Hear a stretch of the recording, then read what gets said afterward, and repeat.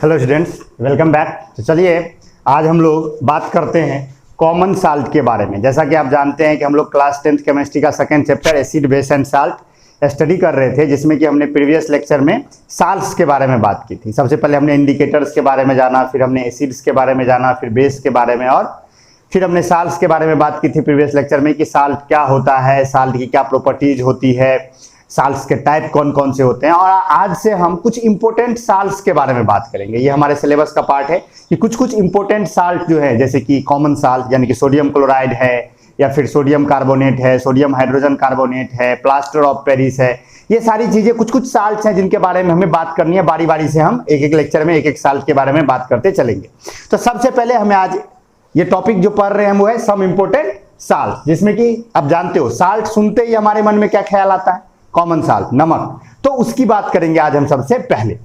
तो common salt, अब आप कोई पूछे कि कॉमन साल्ट क्या होता है, तो कॉमन साल्ट एक व्हाइट कलर का पाउडरी सॉलिड है।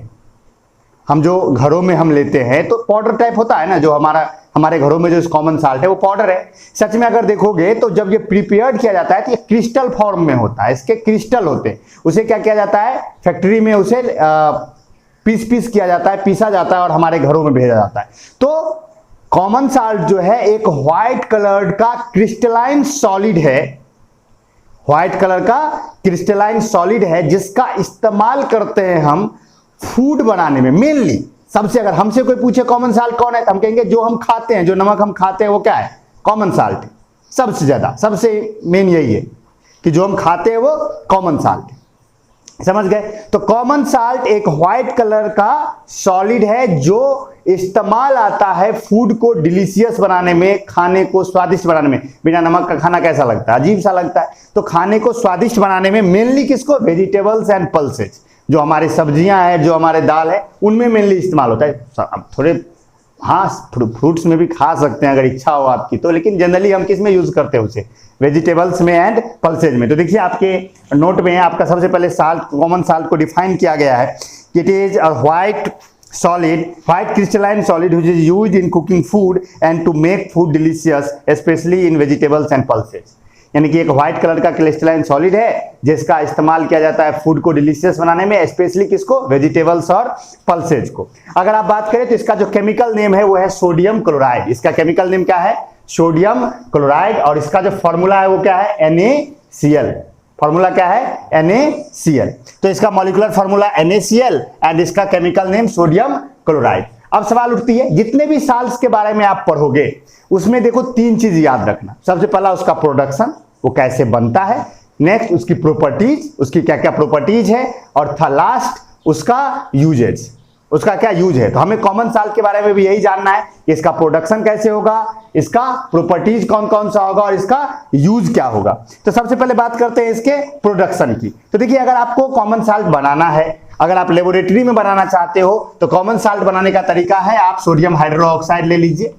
क्या ले लीजिए? सोडियम हाइड्रोक्साइड का एक्वस सॉल्यूशन, सोडियम हाइड्रोक्साइड का एक्वस सॉल्यूशन ले लीजिए और उसमें आप क्या कर दीजिए, हाइड्रोक्लोरिक एसिड को आप का भी एक्वस सॉल्यूशन ले लीजिए। और दोनों को जब आप मिक्स कीजिएगा तो दोनों का जब न्यूट्रलाइजेशन रिएक्शन होगा तो बनेगा क्या? NaCl बनेगा और प्लस वाटर बनेगा। आप जानते हो कि एसिड और एक बेस जब रिएक्ट करता है तो क्या बनता है? साल्ट और वाटर बनता है। तो सोडियम हाइड्रोक्साइड और हाइड्रोक्लोरिक एसिड के बीच में जो न्यूट्रलाइजेशन रिएक्शन होता है, न्यूट्रलाइजेशन रिएक्शन, जब एक एसिड और एक बेस रिएक्ट करता है तो एक दूसरे के इफेक्ट को न्यूट्रलाइज करता है, this reaction is called neutralization reaction. तो NaOH और HCl के बीच में होने वाला न्यूट्रलाइजेशन रिएक्शन आपको प्रोडक्ट के रूप में क्या देता है? कॉमन साल्ट देता है, NaCl देता है और वाटर देता है, तो कोई दिक्कत नहीं है। अब देखो अगर आप गौर से देखो तो ये जो NaCl होगा वो कैसा साल्ट होगा? एसिडिक, बेसिक या न्यूट्रल? हमने बात की थी प्रीवियस लेक्चर में कि साल्ट तीन तरह की होती है, एसिडिक, बेसिक और न्यूट्रल। तो NaCl जो होगा वो कैसा होगा? एसिडिक होगा, बेसिक होगा या न्यूट्रल होगा? तो आप याद कीजिए मैंने कहा था कि जो साल्ट की प्रॉपर्टी होती है, साल्ट का जो नेचर होता है कि वो एसिडिक होगा या बेसिक होगा या न्यूट्रल होगा, वो डिपेंड करता है उसके पेरेंट एसिड और पेरेंट बेस पर। अगर पेरेंट एसिड और पेरेंट बेस दोनों स्ट्रॉन्ग होगा तो आपका जो साल्ट होगा वो न्यूट्रल साल्ट होगा, और अगर आपका पेरेंट एसिड स्ट्रॉन्ग होगा और बेस वीक होगा तो एसिडिक साल्ट मिलेगा। और अगर एसिड वीक होगा और बेस स्ट्रांग होगा तो बेसिक साल्ट मिलेगा। तो यहां अगर आप देखो तो कौन कौन है, इसका पेरेंट बेस कौन है, सोडियम हाइड्रोक्साइड, जो कि एक स्ट्रांग बेस है। यू नो जितने भी रिएक्टिव मेटल्स के हाइड्रोक्साइड्स होते हैं वो क्वाइट स्ट्रांग होते हैं, वो बेस स्ट्रांग बेस होते हैं। NaOH एक स्ट्रांग बेस है और HCl हाइड्रोक्लोरिक एसिड एक स्ट्रांग एसिड है। तो एक स्ट्रांग एसिड और एक स्ट्रांग बेस रिएक्ट करेगा तो ये जो साल्ट बनेगा वो कैसा साल्ट होगा, ऑब्वियस है न्यूट्रल साल्ट होगा। NaCl एक न्यूट्रल साल्ट है, यानी इसका अगर एक्वस सॉल्यूशन बनाओगे इसका पीएच वैल्यू क्या होगा, 7 होगा। क्या होगा, 7 होगा। समझ गए। तो इस मेथड से अब आप देखो, हमेशा याद रखो, ये देखो याद रखने के लिए कोई भी साल्ट एसिडिक हो गया बेसिक, जनरली सोचो, तुम सोचो कोई भी सोडियम फैमिली का अगर साल्ट है, ध्यान से सुनिएगा मैं जो बोल रहा हूं, प्रीवियस लेक्चर में भी मैं ये बात कर सकता था या यही सुन लीजिए, कोई भी सोडियम फैमिली का अगर साल्ट है तो सोडियम पक्का है कि सोडियम हाइड्रोक्साइड से आया होगा, ज्यादा चांस है कहां से आया होगा, सोडियम हाइड्रोक्साइड से आया होगा। और सोडियम हाइड्रोक्साइड क्या है, एक स्ट्रॉन्ग बेस है। तो अगर सोडियम हाइड्रोक्साइड रिएक्ट करेगा स्ट्रॉन्ग एसिड से, स्ट्रॉन्ग एसिड कौन कौन है, मैंने कहा था 3 याद रखिएगा, hydrochloric acid, sulphuric acid and nitric acid. These 3 are strong acids. इन तीनों के साथ जब भी सोडियम हाइड्रोक्साइड रिएक्ट करेगा तो कौन सा साल्ट देगा, न्यूट्रल साल्ट देगा। लेकिन आप सोचिए यही सोडियम हाइड्रोक्साइड अगर कार्बोनिक एसिड से रिएक्ट कर जाए तो कौन सा साल्ट बनेगा, सोडियम कार्बोनेट, क्योंकि कार्बोनिक एसिड का जो साल्ट होता है वो कार्बोनेट कहलाता है। याद कीजिए पिछले क्लास में मैंने नेमिंग पे बताया था, कार्बोनिक एसिड का साल्ट कार्बोनेट, एसिटिक एसिड का साल्ट एसीटेट, नाइट्रिक एसिड का साल्ट नाइट्रेट, सल्फ्यूरिक एसिड का साल्ट सल्फेट, हाइड्रोक्लोरिक एसिड का साल्ट क्लोराइड। ये बातें की थी हमने। तो मान लीजिए कि अगर सोडियम हाइड्रोक्साइड रिएक्ट कर जाता है कार्बोनिक एसिड से तो आपको मिलेगा सोडियम कार्बोनेट। एक बात बताओ, सोडियम कार्बोनेट नेचर में कैसा होगा, एसिडिक या बेसिक? ऑब्वियस है बेसिक हो जाएगा, क्योंकि सोडियम हाइड्रोक्साइड एक स्ट्रॉन्ग बेस है एंड कार्बोनिक एसिड एक वीक एसिड है, तो वो क्या हो जाएगा, बेसिक साल्ट हो जाएगा। आया समझ में? ये बातें होती है, इस तरह से आप समझ सकते हो। तो पेरेंट एसिड और बेस को देखकर आप क्या कर सकते हो, कमेंट कर सकते हो कि साल्ट कैसा होगा। तो ये साल्ट जो होगा यहां जो बन रहा है हमारा सोडियम क्लोराइड NaCl, वो कैसा साल्ट होगा, न्यूट्रल साल्ट होगा, बिल्कुल न्यूट्रल है। अब देखिए ये मेथड तो है बनाने का, लेकिन इस मेथड से हम कभी सोडियम क्लोराइड बनाते नहीं। क्यों बनाएंगे, नेचर में ऑलरेडी पर्याप्त मात्रा में सोडियम क्लोराइड अवेलेबल है, तो हम क्यों बनाएंगे इस मेथड से।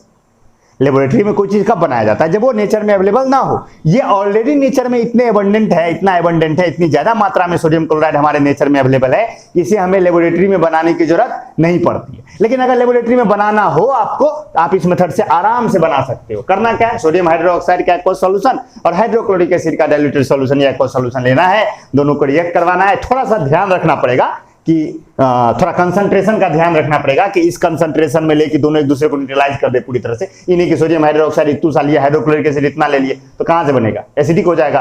समझ रहे हो ना बात। तो दोनों का कंसंट्रेशन, थोड़ा सा नॉर्मलिटी मोलारिटी का ध्यान रखना पड़ेगा। वो कितना ध्यान रखना पड़ेगा उस पर क्वेश्चंस नहीं आती हैं, या क्वेश्चंस अगर आएंगे तो हम लोग क्लास में बात करेंगे। इस यहाँ पर कोई उस पर माथा लगाने की जरूरत नहीं है। आप इतना समझिए कि लेबोरेटरी में इस मेथड से हम बना सकते हैं, इस मेथड से हम क्या कर सकते हैं, बना सकते हैं। लेकिन इस मेथड से हम बनाएंगे नहीं, क्यों, क्योंकि नेचर में अबंडेंट है। अच्छा, तो अब नेचर में कहां है, अब आपके मन में क्वेश्चन आ रहा होगा, ठीक है नेचर में अबंडेंट है तो नेचर में कहां है। तो देखिए 2 फॉर्म्स में नेचर में अबंडेंट है। पहला, साल्ट मौजूद है सी वाटर, जो समुद्र का पानी है उसमें साल्ट ऑलरेडी अवेलेबल है पर्याप्त मात्रा में। और दूसरा रॉक साल्ट के रूप में, दूसरा किसके रूप में, रॉक साल्ट के रूप में। रॉक साल्ट मतलब नमक के बड़े बड़े क्रिस्टल्स जो होते हैं वो धसे हुए मिलते हैं, जैसे कोयला धसा हुआ रहता है ना, माइन करके निकालते हैं, उसी तरह रॉक साल्ट जो होता है वो धसा हुआ होता है और उसे हम क्या करते हैं, माइन करके निकालते हैं। कहां से आया वो माइनिंग में, वो हम समझेंगे बाद में। लेकिन साल्ट का 2 कॉमन सोर्स है, नेचुरल सोर्स है। First is sea water and second is rock salt. Rock salt means जो वो माइन करके निकाला जाता है, बड़े बड़े क्रिस्टल्स, वो हो गए रॉक साल्ट। These are 2। अब कुछ लेक्स भी हैं हमारे देश में भी, या इस हमारे धरती पर कई ऐसे लेक्स हैं। लेक समझते हो ना, झील, उसका पानी भी नमकीन है और उसके पानी को भी आप चाहो तो उसमें से भी नमक बना सकते हो, कोई दिक्कत नहीं। तो some lakes are also source of common salt, but mainly अगर हमसे पूछा जाए कि कॉमन साल्ट का कौन कौन सा सोर्स है, तो हम कहेंगे 2 है, एक है सी वाटर एंड दूसरा है रॉक साल्ट। और अगर आप चाहो तो some lakes, all lakes, generally जो लेक्स होती है उसमें फ्रेश वाटर होता है, लेकिन कुछ लेक ऐसे हैं जिसमें खारा पानी, जिसमें क्या है, खारा पानी। खारा पानी मतलब सॉल्टी वाटर है जिसमें से हम साल्ट ऑब्टेन कर सकते हैं। तो पहले हम बात करते हैं कि सी वाटर से हम कैसे साल्ट ला सकते हैं, और फिर हम बात करेंगे हम रॉक साल्ट से कैसे साल्ट ला सकते हैं, दोनों के बारे में। चलिए ठीक है, सी वाटर से कैसे लेंगे? तो देखो, समुंदर जो होता है उसमें टाइड्स आती है, समुद्र में टाइड्स आती है, पानी ऊपर नीचे होता रहता है। तो जब हाई टाइड्स आती है, कभी लो टाइड आती है, मतलब कभी पानी ऊपर उठता है, कभी नीचे जाता है। तो हम करेंगे क्या, जनरली जिस दिन पूर्णिमा होती है, जिस दिन फुल मून नाइट होता है, उस दिन हाई टाइड आता है। जनरली समुद्र में उस दिन हाई टाइड आता है, समझ गए? तो क्या कहा जाता है, जब हाई टाइड आता है तो समुद्र के किनारे पर जो नमक बनाने वाले लोग होते हैं वो क्या करते हैं, बड़े बड़े पुल्स बना देते हैं। मतलब कि वो पुल समझते हो ना, बड़े बड़े कियारी जैसा बना के घेर देता है चारों तरफ से। और जब हाई टाइड आता है तो पानी आता है, और पानी आता है तो उस पुल में वो फंस जाता है। अब ऐसे फंस जाएगा, अगर चारों तरफ से हम घेर के रख देंगे, मिट्टी को एकदम ढेर बना देंगे, तो पानी जो ऐसे टाइड में आएगा तो इसमें आके जमा हो जाएगा, और फिर लो टाइड आएगा तो ये पानी चला जाएगा। लेकिन इसमें वो पानी ट्रैप हो गया ना, ट्रैप। यहाँ हमने पुल बना दिया तो पानी क्या हो गया, अब यहाँ पे ट्रैप हो गया। अब क्या होगा, सूरज निकलेगा तो यहाँ पानी पे लगेगा, इसमें से क्या होगा, धीरे धीरे वाटर इवेपोरेट कर जाएगा। क्या कर जाएगा, वाटर इवेपोरेट कर जाएगा, और यहां पर क्या बच जाएगा, क्रिस्टल्स बच जाएंगे। जो किसका क्रिस्टल होगा, साल्ट का क्रिस्टल होगा। किसका क्रिस्टल होगा, साल्ट का। समुद्र के अंदर जो भी साल्ट डिजॉल्व है वो सारा उसमें होगा। अब आपके दिमाग में आ रहा होगा कि सर क्या वो साल्ट है, कॉमन साल्ट है? नहीं, उसमें और भी बहुत कुछ है, बहुत सी इंप्यूरिटीज है। कैल्शियम का भी साल्ट है, मैग्नीशियम का भी साल्ट है, और भी बहुत कुछ है। तो इसमें से अब हमें क्या करना है, अब इसमें से हमें कॉमन साल्ट को प्यूरिफाई करना है। समझा क्या क्या मैंने? पानी हाई टाइड आया, मैंने पुल बना दिया समुद्र के किनारे। मुझे मान लो हम लोग को नमक बनाना, हमने क्या क्या जाके पुल बनाया, नमक पानी में हाई टाइड आया, समुद्र में पानी फंस गया, धूप लगा, ठीक है ना, वो पानी उड़ गया, क्रिस्टल्स थे, क्रिस्टल्स हमने क्या किया, उसमें से निकाला, और अब इसको हम प्यूरिफाई करेंगे। क्या करेंगे, प्यूरिफाई करेंगे। अब आपको सर प्यूरिफाई कैसे करोगे, तो प्यूरिफाई करने के लिए हम क्रिस्टलाइजेशन मेथड इस्तेमाल करते हैं। किस मेथड का इस्तेमाल करते हैं, क्रिस्टलाइजेशन। तो common salt is impured from this salt crystals by the process of crystallization. अगर आपके मन में आ रहा हो कि नहीं सर बता ही दीजिए, तो आप करो क्या, इसे क्या करता है फैक्ट्री, मैं थोड़ा सा बताने की कोशिश करता हूँ, ये जानना वैसे जरूरी नहीं है, फिर भी आप समझ लीजिए। इसको उठा के ले जाती है कंपनी, वहां से जो बनाने वाली, नमक बनाने वाली कंपनी, टाटा, अन्नपूर्णा, जो भी खाते हो तुम, पतंजलि, इसको ले जाओ यहाँ से, और क्या करो, पानी में घोल दो। पानी में इसे क्या किया जाता है, घोला जाता है। तो जो ही से पानी में, फिर से पानी में घोलना है हमें। तो जब हम इसे पानी में घोलेंगे फैक्ट्री के अंदर ले जाकर के, तो इसमें जो बालू उल्लू होगा या जो भी चीजें होगा, जो इनसॉल्युबल इंप्यूरिटीज हैं, क्योंकि समुद्र का पानी है तो उसमें बहुत कुछ इनसॉल्युबल इंप्यूरिटीज भी होगा, तो वो इनसॉल्युबल इंप्यूरिटीज पानी में नहीं घुलेंगी, और जो साल्ट होगा वो जितना सारा, वो सब तो क्या होगा, उसमें घुल जाएगा। तो हम क्या करेंगे, इनसॉल्युबल इंप्यूरिटीज को छान के अलग कर देंगे, और हमारे पास अब साल्ट बचा। उस साल्ट में कौन कौन साल्ट है, सोडियम का भी साल्ट है, यानी सोडियम क्लोराइड भी है, मैग्नीशियम का भी साल्ट है, कैल्शियम का भी साल्ट है, अनेक तरह के उसमें साल्ट है। तो अब करेंगे क्या इसे, अब इससे हम हाइड्रोक्लोराइड गैस पास करवाते, HCl गैस पास करवाते, और HCl गैस पर करवा करके एक मेथड होता है, बस इतना समझिए, HCl पास करवाया जाता है और वहां से नमक ऑब्टेन कर लिया जाता है। जब HCl पास करवाया जाता है, और जब उसे मतलब क्रिस्टलाइजेशन मेथड, समझ गए, क्रिस्टलाइजेशन मेथड क्या होता है, सुपर सैचुरेटेड करके फिर कूल करना, तो उसमें से क्या हो जाता है, नमक की क्रिस्टल्स बाहर आ जाते हैं। फिर उस क्रिस्टल्स को कंपनी क्या करती है, कट करती है, अपना जो भी जैसे भी हो पीसा जाता है, और उसे पैकेट में पैक करके आपके घर तक पहुंचा दिया जाता है। यही साल्ट का मेथड है। आई होप आपको समझ में आया होगा कैसे सी वाटर मिलता है। इतना ना याद रखिए तो आप इतना याद रखिए कि पूल में बनाएंगे, पानी लेंगे, पानी उसमें ट्रैप हो जाएगा, इवेपोरेशन होगा, क्रिस्टल सूख जाएगा, क्रिस्टल से हम कॉमन साल्ट प्यूरिफाई कर लेंगे by the process of crystallization. इतना याद रखो, तुम्हारा काम हो जाएगा। नोट में भी इतना ही लिखा हुआ है, देखिए नोट में मैं पढ़ के सुना देता हूं कैसे प्रोडक्शन होता है। कि common salt can be obtain from sea water and rock salt, बिल्कुल सी वाटर से और रॉक सॉल्ट से। सबसे पहले लिखा है common salt from sea water. Sea water से कैसे लेंगे, in sea water NaCl and other various salts are found in dissolved form. बहुत से साल्ट डिजॉल्व फॉर्म में पाए जाते हैं। Common salt is obtain from sea water by the process of evaporation. किससे, इवेपोरेशन के प्रोसेस से। For this purpose sea water is trapped in large shallow pools, यानी कि बड़े बड़े शैलो पूल। शैलो पूल्स मतलब उथले, ज्यादा गहरा नहीं करना, ज्यादा गहरा करोगे सूखेगा ही नहीं। तो शैलो पूल्स यानी उथले उथले पूल्स बनाए जाते हैं, अलाउ टू स्टैंड देयर, वहां पे छोड़ दिया जाता है। Due to sun's heat water slowly evaporates and impure common salt is left behind. अब वहां पर क्या बच जाता है, इम्प्योर साल्ट बच जाता है, जिसमें कि बहुत कुछ है। Pure common salt is obtained from this impure salt by the process of crystallization. इसी इम्प्योर साल्ट से हमें प्योर साल्ट मिल जाएगा किस प्रोसेस से? क्रिस्टलाइजेशन के प्रोसेस से। आई होप आपको समझ में आ गया होगा कि सी वाटर से कैसे साल्ट ऑब्टेन किया जाता है। और मेथड जो था मैंने अभी तुरंत बात की, अगर उस याद रहे तो गुड, नहीं है तो कोई बात नहीं, कोई उतना देने की जरूरत नहीं। अब इसके बाद है रॉक साल्ट। रॉक साल्ट से हमें कैसे मिलेगा? तो रॉक साल्ट क्या है? लार्ज क्रिस्टल्स हैं जो धरती के नीचे दबे हुए हैं और उसमें कॉमन साल्ट है। वो क्रिस्टल्स कहां से आया? तो ऐसा माना जाता है कि पहले उस एरिया में समुद्र बहता होगा, समुद्र बहता होगा। जहां रॉक साल्ट अभी मिल रहा है वहां पर पहले क्या माना जाता है? पहले यहां समुद्र बहते होंगे एंशिएंट टाइम्स में। ऐसा माना जाता है कि अभी जहां समुद्र बह रहा है पहले कभी वहां पर जमीन हुआ करता था, और अभी जहां जमीन है पहले कभी वहां पे समुद्र बहा करता था। बिल्कुल, जो हमारा माउंट एवरेस्ट है, माउंट एवरेस्ट जो कि हमारी दुनिया की सबसे ऊंची पर्वत चोटी है, उस पे भी कई ऐसे अवशेष मिलते हैं जो समुद्र में पाए जाने वाले जीव के अवशेष है। इट मीन्स ऐसा माना जाता है कि माउंट एवरेस्ट भी पहले समुद्र में डूबा हुआ था। अब धरती है ना, इसमें लगातार चेंजेज होती रहती है, लेकिन चेंजेज होने में करोड़ों साल लग जाते हैं, तो हमें पता नहीं चलता। हमारा जीवन 50, 60, 70, 80 साल का है, हम लोग तो मर जाते हैं तुरंत, और धरती पे जो चेंज होती है उसमें करोड़ों साल लग जाते हैं, तो हमें पता भी नहीं चलता कि चेंजेज हो रही है। लेकिन धरती पे डेली चेंजेज हो रही है। अभी जहां कुछ है, आने वाले 1000, 2000, 3000 साल के बाद वहां कुछ और हो जाएगा, तो ये चेंजेज होती है। तो ऐसा माना जाता है कि ये जो रॉक साल्ट है वो कहां कैसे बना? तो जो पुराने एंशिएंट सीज थी, यानी पुराने समय के जो समुद्र थे वहां बहा करते थे, और वो सूख गए, और वो क्या हुए? सूख गए सन के हीट की वजह से। तो जब वो सूखे तो उसके अंदर का साल्ट जो था वो तो वहीं रह गया, वहीं रह गया ना, और वो दब गया, और वही अभी किसके रूप में मिल रहा है? रॉक साल्ट के रूप में आपको मिल रहा है। देखिए नोट में लिखा हुआ है कि rock salt is large crystals of common salt found in underground deposits. Underground deposits मतलब नीचे, धरती के नीचे। Underground deposit in many parts of the world, धरती के अलग अलग पार्ट्स में पाया जाता है। It is believed that rock salt was formed when the ancient seas dried up by evaporation. ऐसा माना जाता है कि जब एंशिएंट सीज सूखी इवेपोरेशन से तो वो फॉर्म हुआ। Rock salt is brown colour due to impurities present in it. Rock salt का जो रंग होता है वो ब्राउन होता है। क्या होता है? ब्राउन होता है। किसकी वजह से? क्योंकि उसमें जो इम्प्यूरिटीज होती है उसकी वजह से वो ब्राउन होता है। और इसमें इसे किया क्या जाता है? अंडरग्राउंड डिपोजिट से माइंड किया जाता है। माइंड करने का मतलब उसको माइन करके निकाल, जैसे हम कोयला माइन करके निकालते हैं ना, खोद करके, वैसे इसे माइन किया जाता है और प्यूरिफाई करके कॉमन साल्ट ऑब्टेन किया जाता है। उसको प्यूरिफाई करके फिर उसमें से आप क्या कर सकते हो? कॉमन साल्ट ऑब्टेन कर सकते हो। कैसे प्यूरिफिकेशन होगा उस पर हमें जाना नहीं। और एक बात याद रखिए कि खाने के लिए rock salt is better than sea water salt.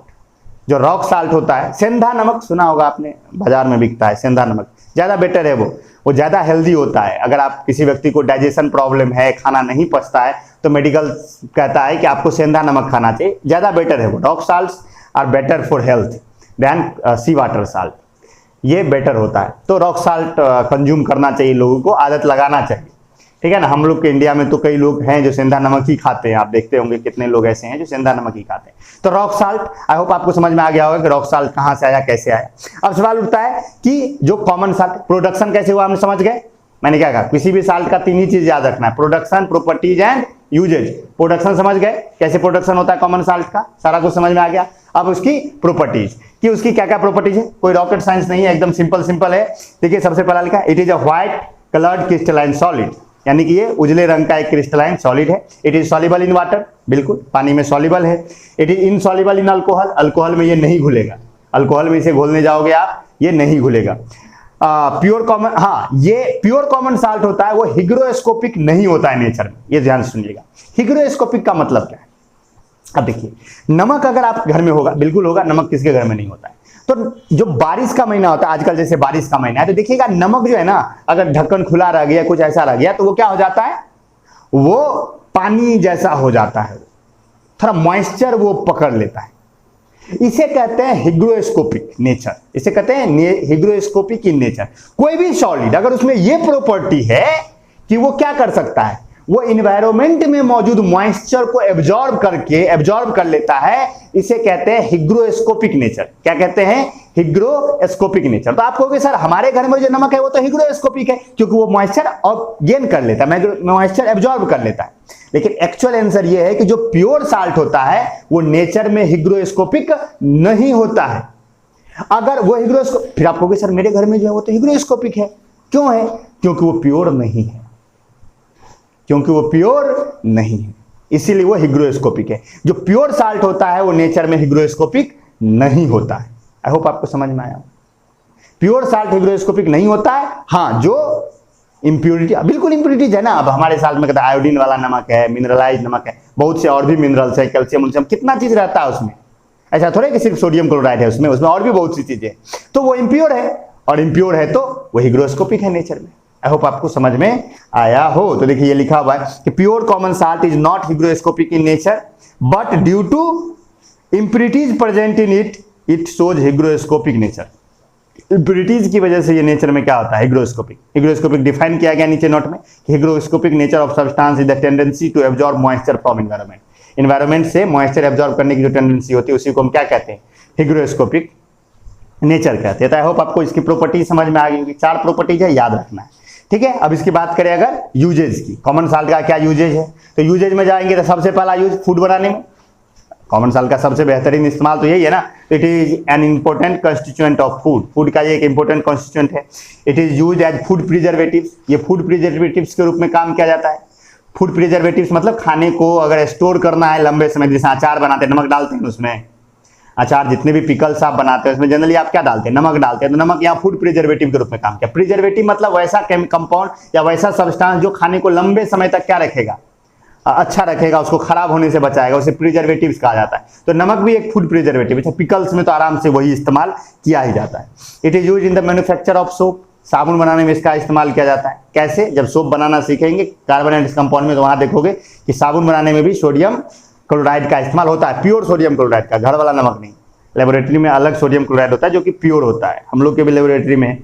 हाँ ठीक है, next it is used for the preparation of different sodium compounds. दुनिया जो बहुत से सोडियम कंपाउंड्स हैं, जैसे कि सोडियम कार्बोनेट है, सोडियम हाइड्रोक्साइड है, सोडियम हाइड्रोजन कार्बोनेट है, ये सब बनाने के लिए हम किसका इस्तेमाल करते हैं, सभी का रॉ मटेरियल क्या है, कॉमन साल्ट। सोडियम के जितने भी कंपाउंड्स हैं, चाहे वो सोडियम हाइड्रोक्साइड हो, सोडियम कार्बोनेट हो, सोडियम हाइड्रोजन कार्बोनेट हो, इन सभी को बनाने के लिए आप किसका इस्तेमाल करते हो, NaCl का इस्तेमाल करते हो। यानी एक रॉ मटेरियल है दूसरे केमिकल्स को बनाने का, समझ गए।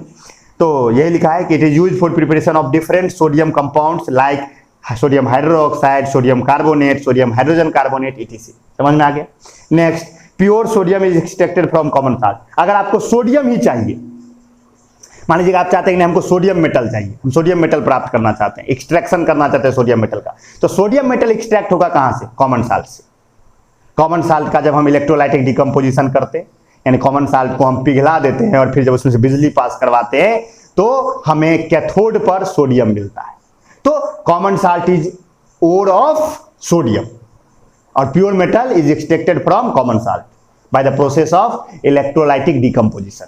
किस प्रोसेस से, इलेक्ट्रोलाइटिक डिकम्पोजिशन। डिकम्पोजिशन 3 तरह का याद है आपको, thermionic decomposition, photo decomposition and electrolytic decomposition. याद कीजिए केमिकल रिएक्शन इक्वेशन में मैंने 3 तरह का डिकम्पोजिशन पढ़ाया था। तो जो NaCl है, यानी कि जो सोडियम क्लोराइड है, यानी कि जो कॉमन साल्ट है, उसी से आप सोडियम प्राप्त कर सकते हैं bye the process of electrolytic decomposition या इलेक्ट्रोलाइसिस। नमक को मोल्ट किया जाता है, प्योर साल्ट को मोल्ट किया जाता है, यानी कि पिघलाया जाता है, और जब उससे इलेक्ट्रिसिटी पास करवाई जाती है एनोड कैथोड डाल करके, तो कैथोड पर आपको क्या मिलता है, सोडियम मिलता है। तो सोडियम एक्सट्रैक्ट किया जाता है कॉमन साल्ट से। And next, in cold country, जो ठंडे देश हैं, जो ठंडे क्षेत्र हैं, हमारे भी देश में जम्मू कश्मीर है या जो भी, तो जो कोल्ड कंट्रीज हैं वहां पर रात को बर्फ गिरता है। बर्फ गिरता है तो क्या हो जाता है, बर्फ पूरा रास्ता को ढक देता है, तो वहां रास्ता साफ करने के लिए नमक का इस्तेमाल किया जाता है, जिससे कि क्या हो, बर्फ पिघल जाए। जहां जहां नमक डाला जाता है ना, वो क्या किया जाता है, वो क्या करता है, बर्फ पिघल जाता है। अब आपको सर क्यों बर्फ पिघल जाता है नमक डालने से, अगर आप चाहो ना तो आप कर सकते हो, आइस क्यूब बना लीजिए आप फ्रिज में और फिर उस पर नमक डाल के देखिए कितना तेजी से वो पिघलता है, बहुत तेजी से पिघल जाएगा। नमक में ये प्रॉपर्टी होती है कि वो आइस को पिघला देता है। अब आप कहोगे सर क्यों पिघला देगा ये, क्योंकि नमक जो होता है वो उसको वाटर चाहिए डिजॉल्व होने के लिए, तो वो क्या करेगा, डिजॉल्व तो होगा वो लिक्विड स्टेट में ना, बर्फ में थोड़े डिजॉल्व होगा। तो जो ही आप नमक डालोगे तो वो क्या करेगा, उस बर्फ में से पानी बाहर निकालेगा खुद को घुलाने के लिए, तो बर्फ पिघल जाएगा। तो कोल्ड कंट्रीज में देखिए लिखा है कि in cold countries common salt is used to melt ice which collects on road in winter season due to snowfall. तो स्नोफॉल की वजह से जो सड़क पे जो लग गया बर्फ, उसे हटाने के लिए हम नमक का इस्तेमाल कर सकते हैं कोल्ड कंट्रीज में। तो यहाँ आपने देखा हमने कॉमन साल्ट के बारे में सारी बातें की। जो नेक्स्ट लेक्चर होगा उसमें हम कॉमन साल्ट से जो इंपॉर्टेंट केमिकल्स मिलते हैं उन पे बात करेंगे, जिनमें कि होगा sodium hydroxide, chlorine, hydrogen and hydrochloric acid. इस पे हम बात करेंगे नेक्स्ट लेक्चर में। आज के लेक्चर में हमने क्या क्या जाना, सिंपल बातें, कोई बड़ी भयंकर बात नहीं थी। कॉमन साल्ट के बारे में बात की, कॉमन साल्ट क्या होता है वो हमने बात की। एक व्हाइट क्रिस्टलाइन सॉलिड है, पहली बात। प्रोडक्शन कैसे होता है, तो अगर लेबोरेटरी में बनाना है तो सोडियम हाइड्रोक्साइड और हाइड्रोक्लोरिक एसिड के बीच में रिएक्ट करवाओ, बन जाएगा न्यूट्रलाइजेशन रिएक्शन से। कैसा साल्ट होगा, न्यूट्रल साल्ट होगा। आगे बढ़ते हैं तो, लेकिन इसे इस तरह से बनाते नहीं है, इसका ये नेचर में ऑलरेडी अबंडेंट है। नेचर में ये किस कहाँ मौजूद है, सी वाटर में और रॉक साल्ट में। सी वाटर में कैसे और रॉक साल्ट में कैसे हमने बात कर ली। फिर हमने इसके प्रॉपर्टीज के बारे में बात की, चार प्रॉपर्टीज हमने बात की, और फिर हमने यूजेज की बात की। इतना ही याद रखना है, सिंपल, कोई भयंकर चीज नहीं है। बस एक बार बढ़िया से नोट पढ़ लोगे और लेक्चर आपने देख ही लिया तो आपको सारी बातें क्लियर हो जाएगी। फिर भी अगर कोई डाउट हो तो आप आराम से पूछिए, चाहे कमेंट सेक्शन में या नहीं तो व्हाट्सएप वाले पे। तो ठीक है, मिलते हैं हम लोग नेक्स्ट लेक्चर में, जिसमें कि हम बात करेंगे important chemicals obtained from common salt. Common salt से जो केमिकल्स मिलेंगे उसके बारे में हम बात करेंगे नेक्स्ट लेक्चर में। See you soon, bye bye, take care.